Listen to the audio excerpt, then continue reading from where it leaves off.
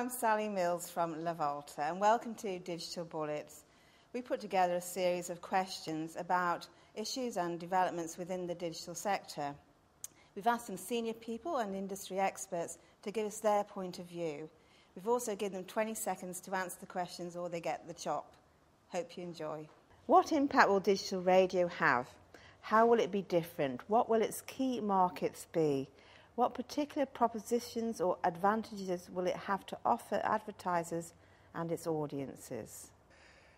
Just thinking about the way that people consume radio these days, it's quite a background activity a lot, so I'm not sure whether the digital side of it will actually, apart from better sound, will really sort of come into its own. And of course the other place is in the car, and that requires new cars to be fitted with digital radio receivers, and even then you've got to question what drivers are going to be doing if there's visuals being flashed up. I think it's quite untested even in the UK. Having said that, there's no reason why it shouldn't have an impact. I just couldn't begin to tell you what that might be.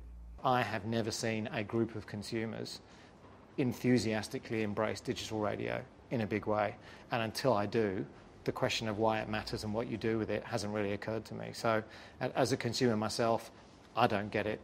And when I look at other big kind of music or radio fans around me, they don't seem to be adopting it. So I'm still waiting with digital radio to see what it is that the consumer loves, and when I can, I'll try and figure out what to do with it, but we haven't got there yet.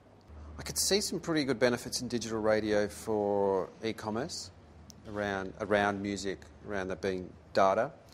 I can't see the advertising opportunity in digital radio. I don't know what that advantage looks like.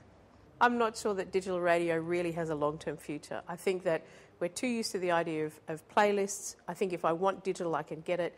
And right now, the digital radio that's in Australia is either stitched up by the fact that I have to pay outrageous amounts for it when I've got so much free radio, or alternately, it's stitched up by the rights that exist in this country. I can't really see that digital radio has actually got a long life. I believe that digital radio is a lame duck.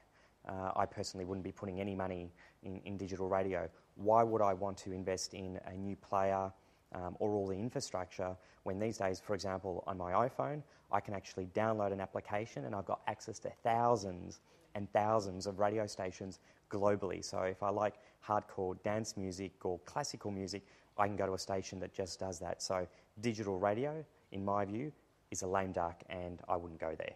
I think digital radio's got to hit a critical mass in Australia. It's a very good service in the UK and in other territories where there's a larger population, but it's got to have a single set of standards, it's got to have a good enough content on it, and it's got to have manufacturers behind it. If there are multiple sets of standards or some way to confuse the message in the marketplace, then I think it's got a real uphill battle.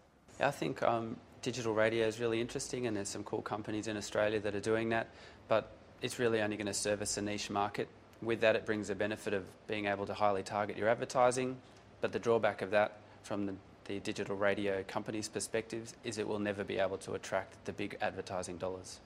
Digital radio, which can be picked up through iPods and mobile phones, that's where the opportunity will come, because now people will be listening to radio on personal music listening devices, and they'll have the screen that enables them to accept that content, put that content in a location-based context, and it could actually be quite a powerful value proposition. But the biggest barrier to that is advertisers getting it together to figure out how to use that properly, and radio stations figuring out how to sell that advertising offering effectively. Digital radio in Australia is a long way to go. I think when it does start here in a meaningful sense, it'll start in the car. So you can imagine, so it's all those things, that the advantages of being in the car. So there'll be things like geographically targeted advertising. Also with digital radio, you'll be able to actually surf for content. So for example, I want to listen to all of the gardening shows that are on. So an advertiser can target by context, by content, those gardening shows. Really, but we do have some way to go in Australia for the promise of digital radio. I actually think about, well, when do I actually listen to the radio these days? Most of the time, if I want to listen to music, I'm listening to my my iPod or some other form of MP3 player. And the only time I really listen to the radio is when I'm in the car. And then what sort of quality am I going to, what is the improvement going to be a major difference? I'm not entirely sure. Well, it's going to take a special device. So assuming that digital functionality can be found in any of our devices, it will then just enrich our experience. And like a TiVo, you'll be able to time shift. You'll be able to record and play back, so there'll be more consumer choice. And I think for an advertiser, it's just about adding a sensory overlay to sound, so you'll be able to enhance sound with images. And so if I had to describe what I think it's going to be, because I think it's still just evolving, I think it's going to be like the early days of the banner, but with sound. The honest answer, I don't know, because I don't think CRA knows. I don't think the Australian radio industry knows. It's been going in the UK for many years, and I don't think they've figured it out. I believe it's going to fragment radio audiences more than it's going to consolidate them.